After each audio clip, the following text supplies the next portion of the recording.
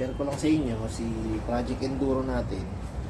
Tatry natin siya paandarin ngayon kung good pa ba yung engine. Sa mga hindi po nakakaalam, nabili lang natin siya ng mura.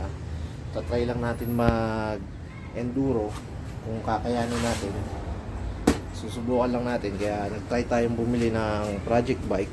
Since holiday ngayon, mahaba ang holiday, wala tayong work, try natin paandarin si Project Enduro.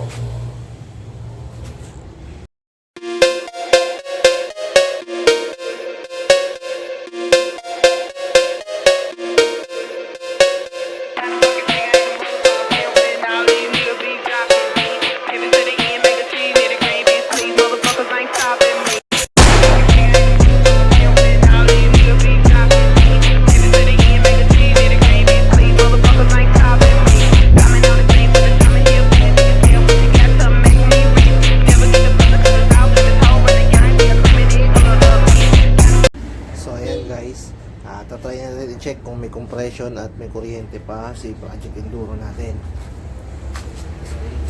First step, check natin kung may compression. Uy, good.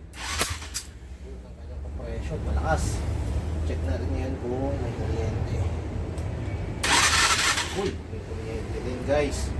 So, ang kulang na lang ay gas. So, yan, tatrabahuhin na natin yung kanyang manifold.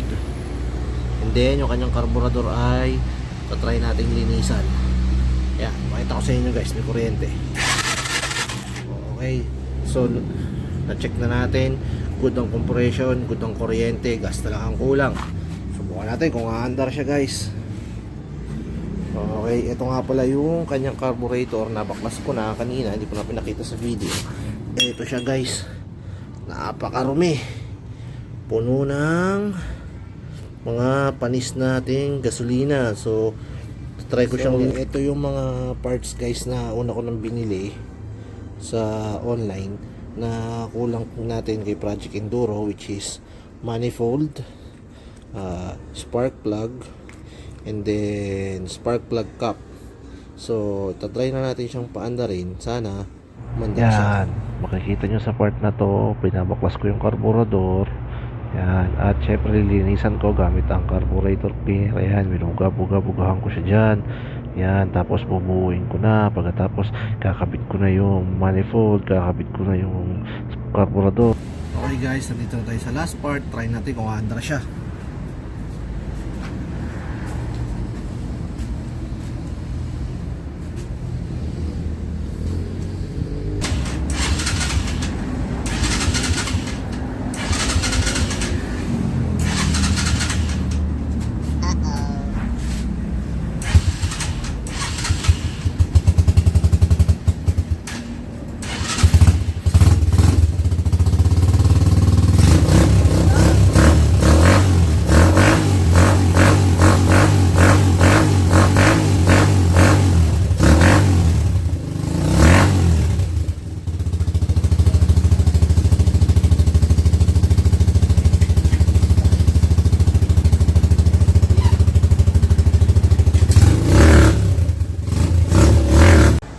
So ito na siya, si Project Enduro natin.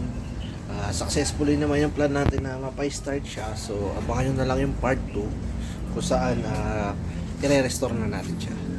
Okay, thanks guys.